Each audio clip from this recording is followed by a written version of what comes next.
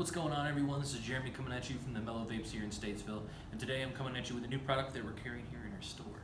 So this is the IO by Innokin. It's a pretty cool little setup, and I actually have one myself that I picked up. Man, this thing's pretty cool, and it's really tiny. As you can see next to my big old head, this is a really tiny mod. And I mean, this thing hits pretty fierce. It's a 1.4 ohm coil. They offer a ceramic coil and a regular Kanthal coil, depending on whether you want to use some CBD or a thicker juice, or whether you want to use some good old salt nick. But these things are fantastic. They don't take very long to charge. They're a 310 mAh battery. But yeah, this thing, pretty nice hit.